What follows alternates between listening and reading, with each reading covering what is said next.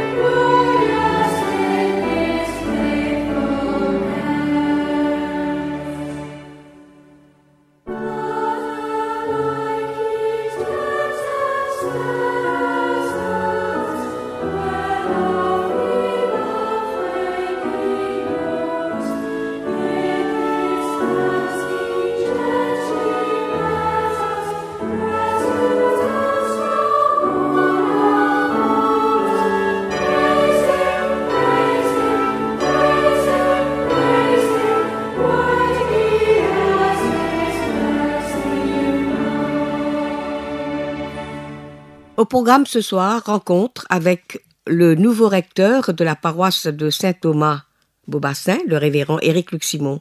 Il nous parlera de sa vision, de ses projets pour sa nouvelle paroisse. Il fera aussi un petit clin d'œil sur la paroisse de Saint-Luc à Souillac. Il nous en parle, nous l'écoutons. Il répond aux questions de Jean Haussmann.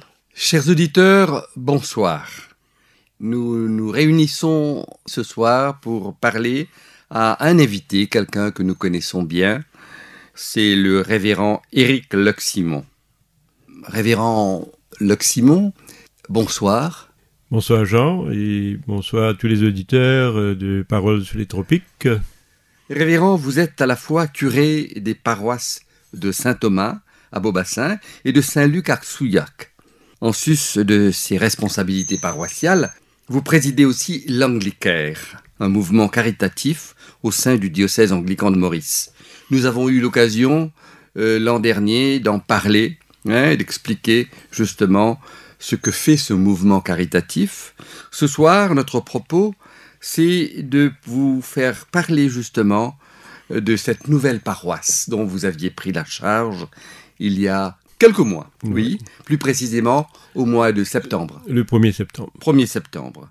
Alors, Saint-Thomas à Beaubassin, et vous allez nous parler aussi, bien sûr, de celle que vous connaissez bien, et qui a été l'objet de notre entretien précédent, celle de Saint-Luc à Souillac. Alors, révérend Éric Locsimon, pour débuter cet entretien, pouvez-vous nous dire quelle est cette différence qui existe entre administrer une paroisse urbaine, celle de Saint-Thomas à Beaubassin, et celle d'une paroisse rurale, celle de Saint-Luc à Souillac? Le ministère pastoral au milieu rural se trouve bien sûr coloré par l'environnement spécifique dans lequel j'exerce, c'est-à-dire l'église de Saint-Luc-Souillac. Allons dire, il y a beaucoup plus d'espace. Il y a l'environnement qui est très différent. Donc, le village, vous savez, il y a beaucoup d'arbres, de projets agricoles. Et donc, dans cet environnement se trouve le village de Souillac. Je ne vais pas dire que c'est un petit village, mais c'est un village qui a un rôle très fort dans le développement de la côte sud. Alors, juste pour votre information, je peux dire qu'il dispose de nombreux services de santé. Et ensuite, il y a des commerces indispensables au quotidien des habitants de la région. Et en plus, il y a les églises chrétiennes qui sont là, bien sûr, qui contribuent largement au niveau de l'évangélisation sociale, y compris l'église de Saint-Luc. Alors, c'est-à-dire, nous voyons qu'il y a beaucoup d'enfants à problème dans la région. Si vous allez un peu plus loin, à Riambel, et il y a des poches des pauvretés. Allons dire à l'église de Saint-Luc, il y a à peu près, allons dire, une soixantaine de fidèles qui sont là. Mais allons dire que, vu il y a moins de paroissiens, on peut gérer parce que il y a, je ne vais pas dire moins de problèmes, mais comme si on arrive à suivre les difficultés que les paroissiens rencontrent, etc. Vous voilà fraîchement installé à Saint-Thomas, Beaubassin. Décrivez-nous brièvement comment se passent ces premiers moments, depuis le 1er septembre, m'avez-vous dit, ces premiers moments dans cette nouvelle paroisse. Alors, premièrement, je dois préciser que j'ai été baptisé à l'église de Saint-Thomas. Ça, c'était en 1960. Et à partir de 1994, j'ai été engagé dans le mouvement laïque au niveau de la paroisse. Et jusqu'à 2007, lorsque j'étais choisi comme ordinaire, c'est-à-dire j'étais candidat à la prêtrise, où j'étais appelé à quitter la paroisse pour être mis dans des placement parish, comme on dit. Donc, pour répondre à votre question, Jean, n'était pas vraiment difficile. Allons dire de revenir dans cette paroisse et de reprendre mes engagements. Mais allons dire cette fois-ci, c'est différent parce que je suis revenu comme prêtre responsable.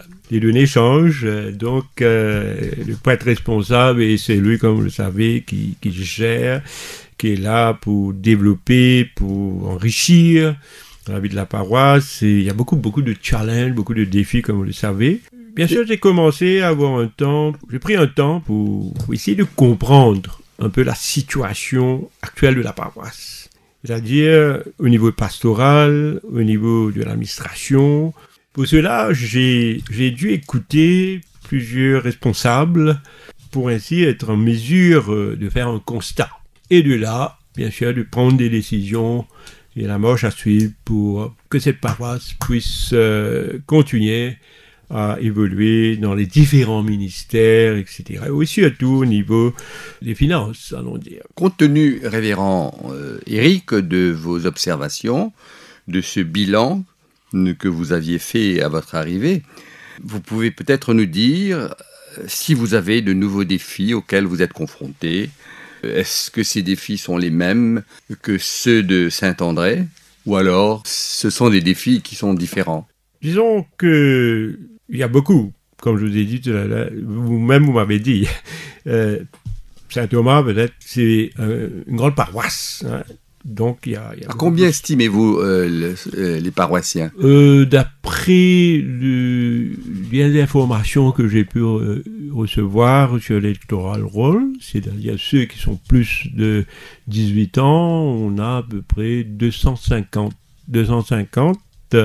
sans compter les enfants, hein, ceux qui sont au-dessus des 18 ans. Alors, c'est beaucoup plus complexe, bien sûr, au niveau de la gérance.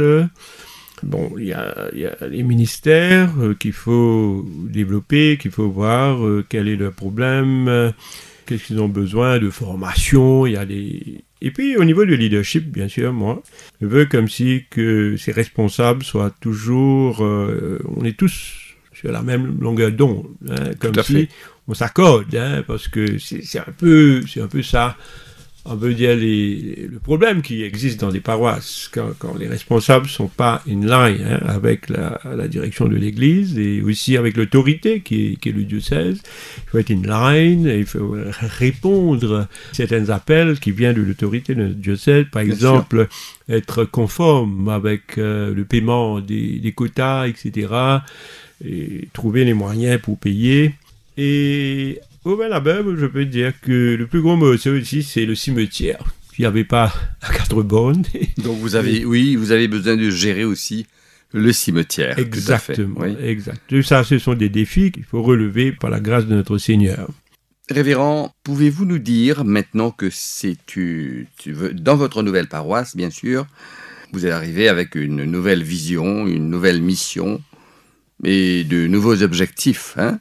Alors, parlez-nous un peu de ces projets à court terme ou à moyen terme que vous avez en tête pour améliorer justement ce ministère que vous prenez avec une population quand même assez importante. Je pense qu'il faut que la vision que j'ai moi-même, voilà, que ce soit en ligne, hein, d'après la vision du diocèse. Oui, okay, en phase. Qui est de redynamiser les cellules de maison, premièrement. Alors, cette vision, pour moi, c'est de pouvoir redynamiser les cellules de maison existantes et ainsi implanter d'autres cellules.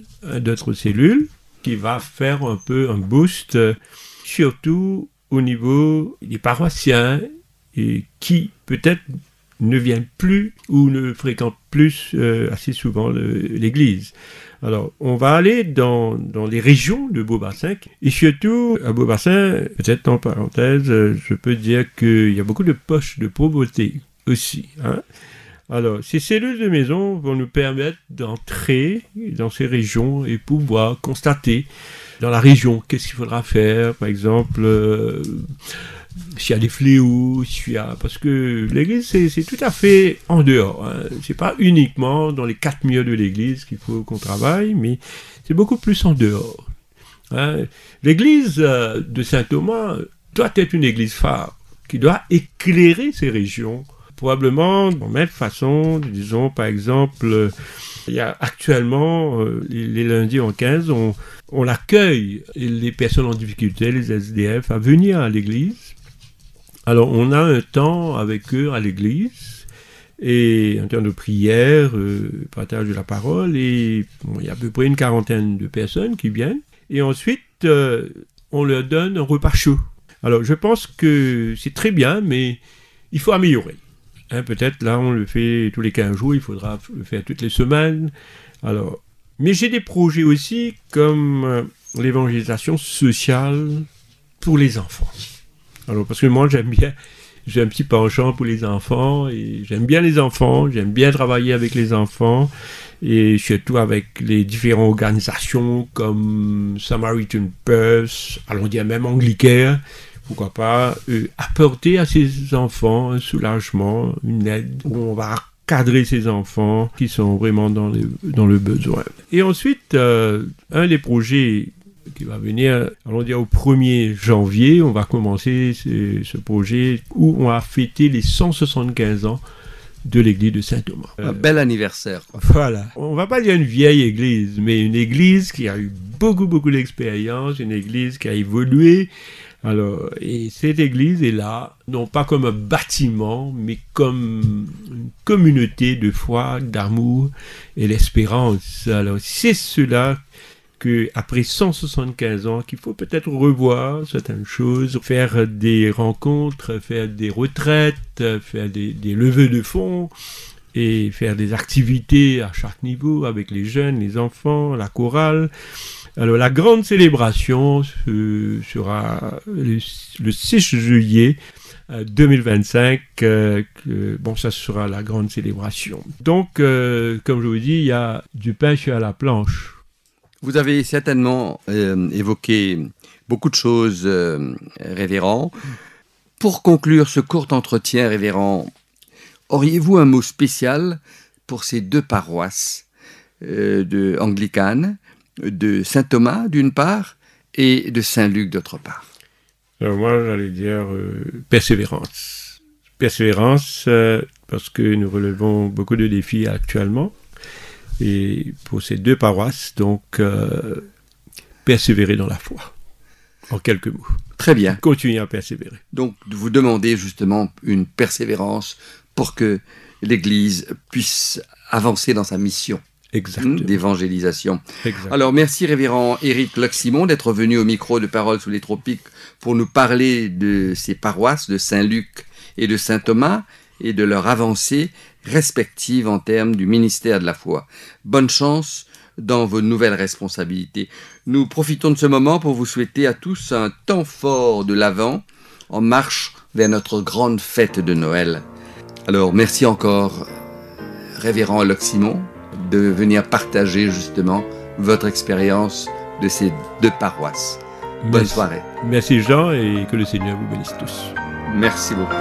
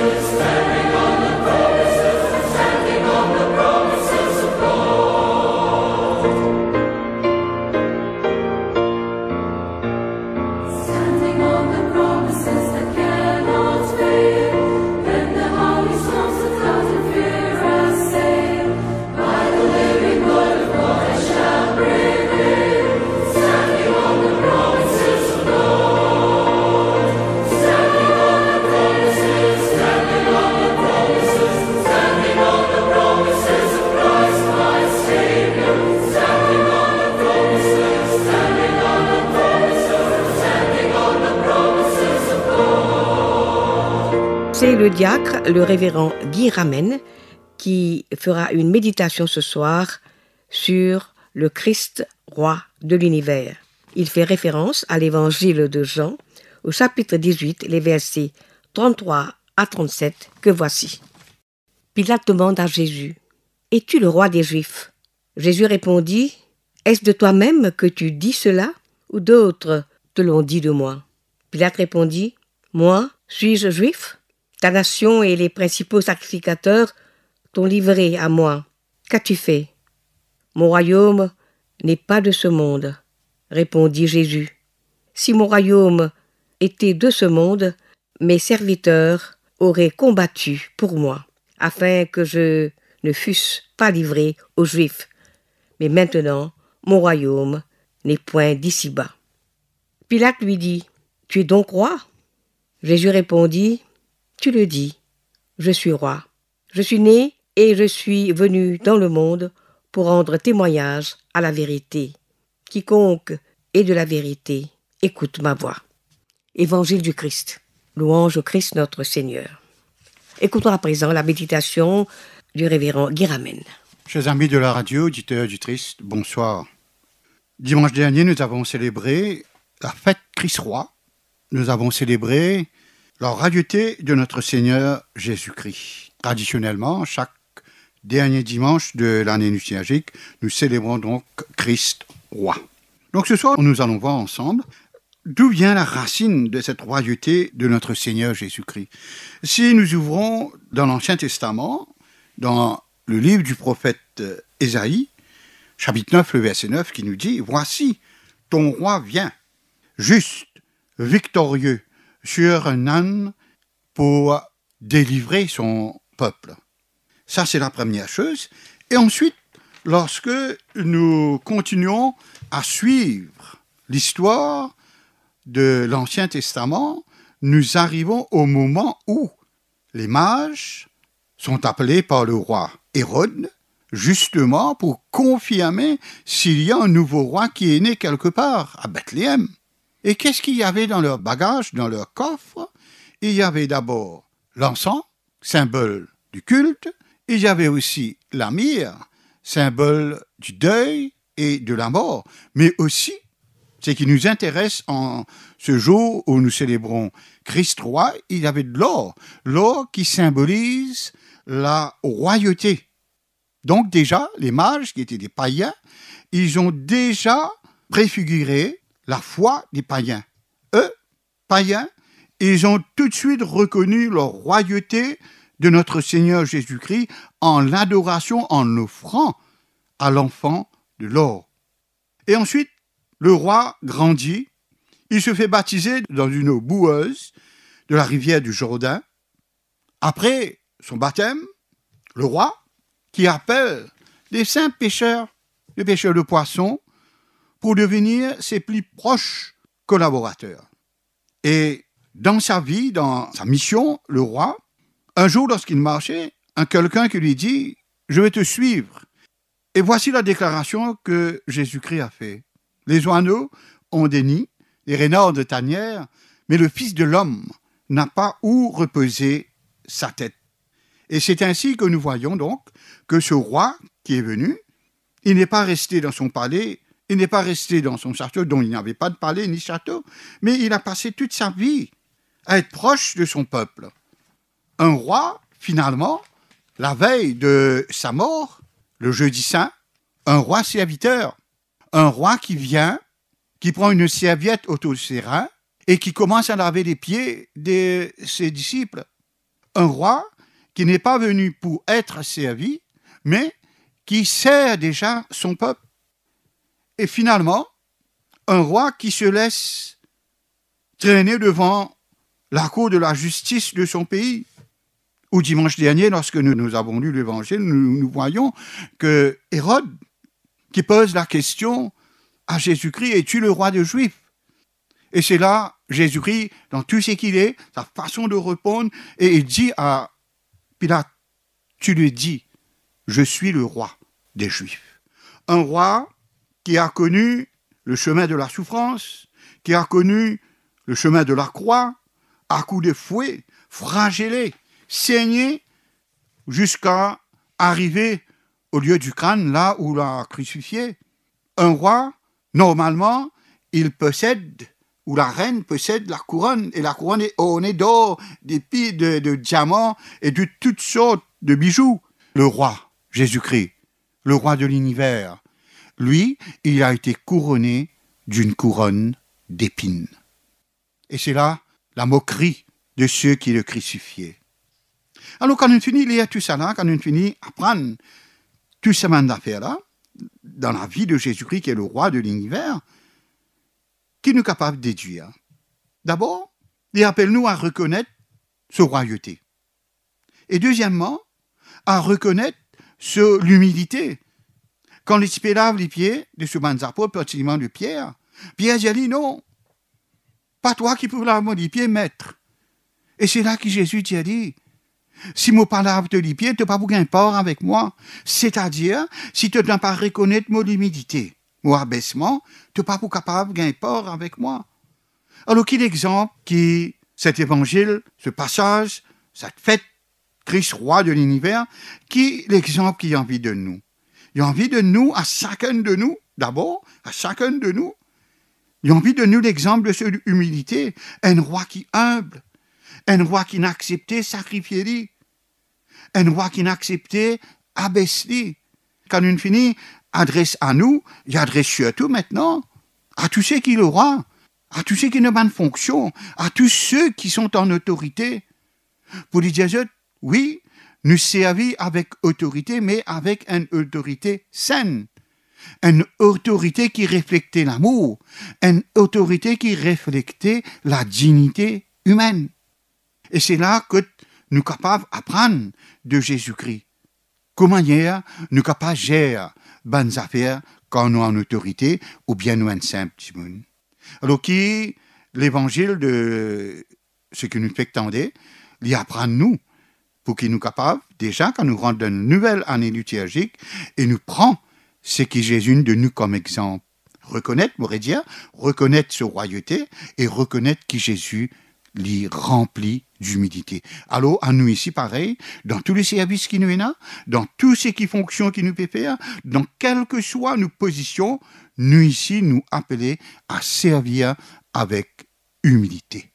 Qui bon Dieu bénit nous et qui nous capable commence cette nouvelle année qui débutait, une nouvelle année liturgique, nous avons commencé avec cette force qui Jésus donne nous. Amen.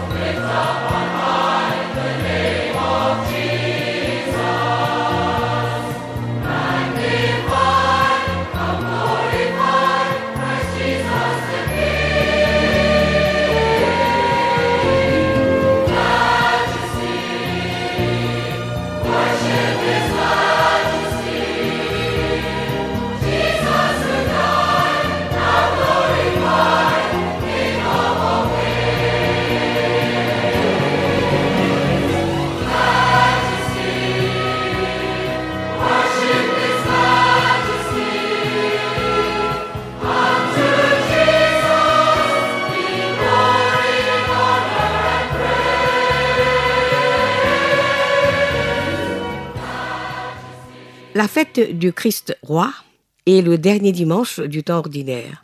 Dimanche prochain commencera une nouvelle année liturgique. C'est une période de préparation à la naissance de Jésus-Christ. L'Avent débute 4 dimanches avant Noël et se termine le 24 décembre. Écoutons à présent une prière sur le temps de l'Avent. Seigneur, en ce temps de l'Avent qui débute bientôt, bien réveiller notre cœur attendri, secourir notre torpeur spirituelle. Donne-nous d'écouter à nouveau les murmures de ton esprit qui en nous prie, veille et inspire. Seigneur, ravive notre attente, la vigilance active de notre foi, afin de nous engager partout où la vie est bafouée, l'amour piétiné, l'espérance menacée, l'homme méprisé. Seigneur, que ce temps de l'Avent fasse de nous des veilleurs qui préparent et hâtent l'avènement et le triomphe ultime de ton royaume, celui du règne de l'amour. Amen. Le Bishop Bazar se tiendra dimanche prochain, le 1er décembre, au collège Saint-Andrews à Rosil et débutera par une célébration eucharistique à 9h30. Le Bishop's Carol aura lieu dans la cour de l'évêché le 21 décembre prochain. Christmas Carols en l'église de Saint John à Réduit le 16 décembre et en l'église de Saint-Clément à Cœur-Pipe le 18 décembre et commencera à 19h. Christmas Night par les jeunes de notre diocèse le 14 décembre en l'église de Saint-Paul à Vacquois. Et ce sera à partir de 16h30. Et voilà, c'était Paroles sur les tropiques. Chers amis, c'est ici qu'on va se quitter. Je vous remercie de votre attention. Merci également à Alain Juste pour sa précieuse collaboration technique. Nous serons de nouveau sur les ondes le dernier mercredi du mois de décembre, c'est-à-dire le mercredi 18 à partir de 19h30 pour une émission spéciale sur la Noël.